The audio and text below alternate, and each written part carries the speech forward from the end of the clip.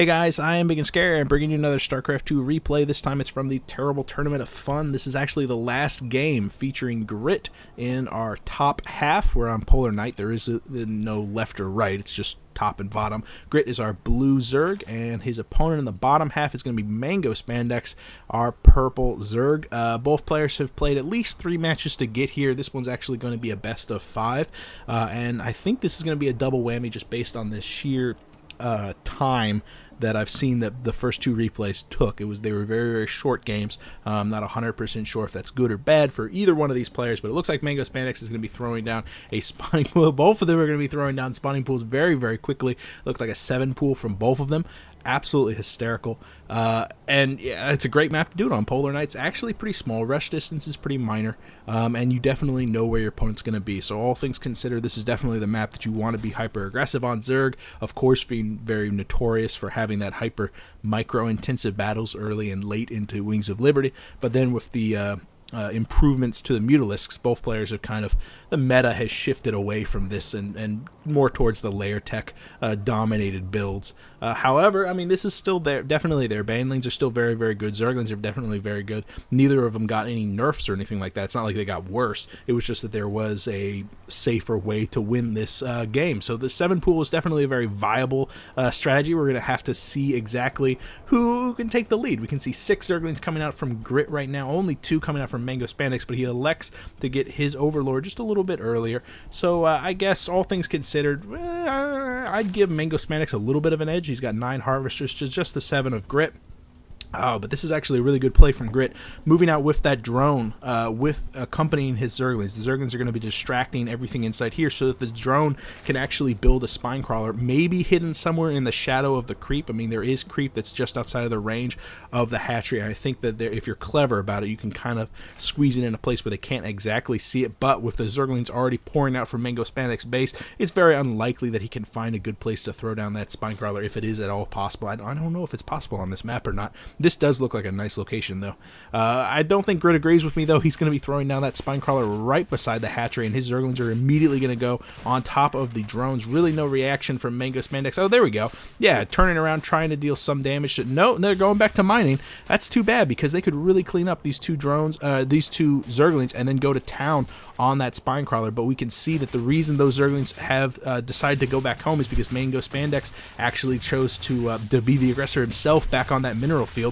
The Queen does pop out. It looks like it's going to be cleaning up these Zerglings. At the same time, 5 Zerglings from Grit survive and only a single Harvester. Oh my goodness, that's absolutely terrible. But MangoSpandeX is producing 3 more drones. Unfortunately, that Queen is not going to be enough to deal with that spine crawler. That Queen does go down, the spine crawler remaining alive. Only just now MangoSpandeX pulling his drones to actually do some damage against that spine crawler. And it looks like they are going to get cleaned down, despite the fact that no, Grit's actually remaining alive with quite a lot of his Zerglings. He's going to be pushing in here, is going to be able to clean up pretty much everything else that MangoSpandeX has. So MangoSpandeX deciding to tap out. I agree with that one. It is a shame that it ended that fast. In fact, it ended so fast that I have the other replay. So I'm just going to do a basic recap while the other one loads up. No big deal. MangoSpandeX, what could he have done differently?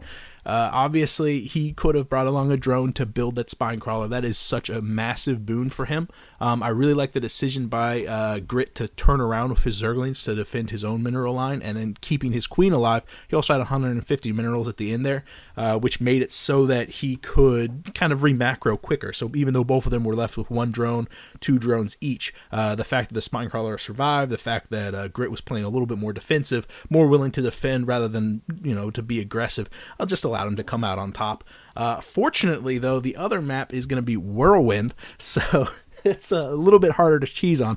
We'll have to see how both players kind of react to the idea of having multiple spawn locations. So without further ado, here we go. We have Grit in our top right-hand side, our victorious blue Zerg, and I believe he was in Diamond. I want to say he was in Diamond. I think he placed in Diamond after the game was cast, was made. The replay was made, because during the loading screen, he does not have the Diamond insignia around his portrait, if that makes sense to you.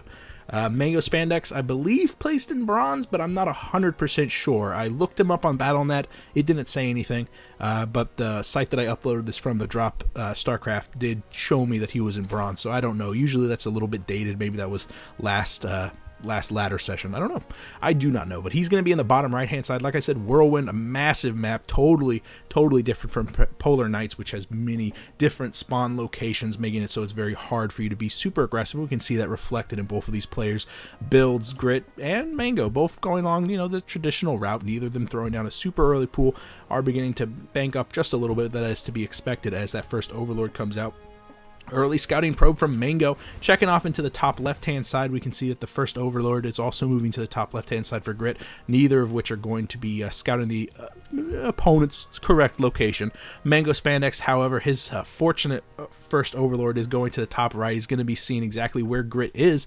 And wow, Grit opting for a very early extractor tells me that he's going to be going for a gas-heavy build, going to get out that speed very, very quickly. Once again, going to be very aggressive. On the other side of things, MangoSpandeX, he's saving up a lot of money. He's got almost 300.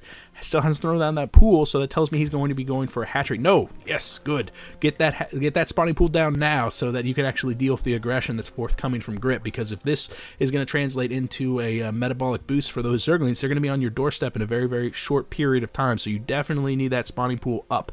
However, MangoSpandeX, while he's going for that 15 pool, is also going to be going for that 15 hatch. There goes that drone, and it looks like, oh no, his drone is once again scouting in the incorrect location down to the bottom left, but this trundling Overlord from MangoSpandeX will eventually reveal the location of Grit. So that's ultimately not the worst case scenario for MangoSpandeX. Does Grit know at all where his opponent is? Yes, he does. This drone is going to be coming in here, and oh no, he's going to be just barely seeing that hatchery. I thought I was going to miss it.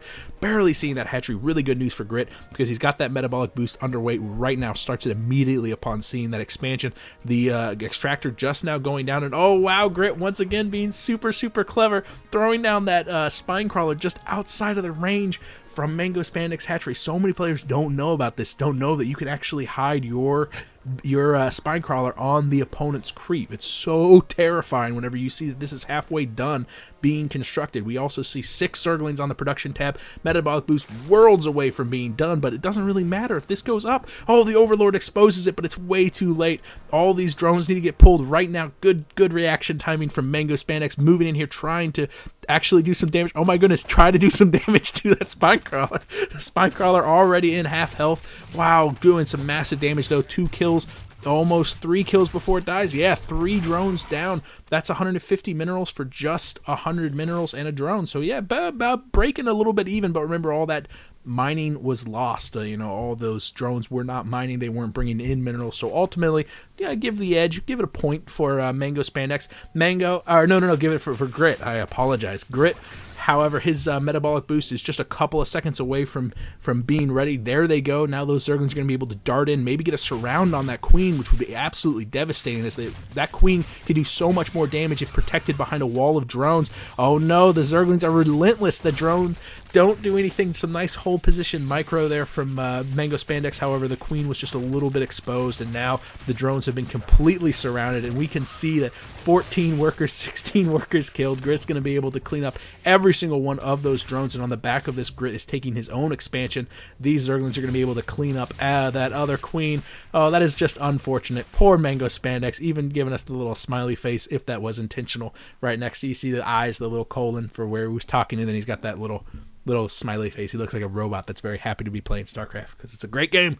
Good game from MangoSpandeX. Great game from Grit. Like I said about that, knowing the little hidey hole, being able to position your spine crawler there with your scouting drone. You're going to scout with the drone anyway, and if you're going to be hyper aggressive, that's an awesome way to throw your opponent off kilter. However, it's also a great way to tell your opponent that you're going to be aggressive. So you got to be careful about that. If you're building a spine crawler on your opponent's hatch or on your opponent's creep, your opponent's going to know that you're going to be aggressive, so then that can give MangoSpandeX a little bit more warning time to get up an extra round of Zerglings, to get up, maybe build a spine crawler of his own.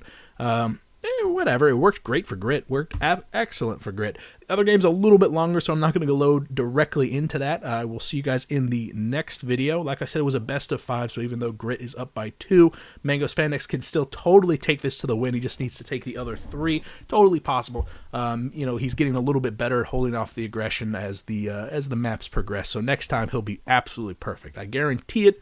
I also guarantee you guys that you are great people for watching my videos, so thank you for that. If you have a game you want me to cast, you could PM me here or on Reddit. One way or another, I will see you guys later. I am Ibigandscary. Bye.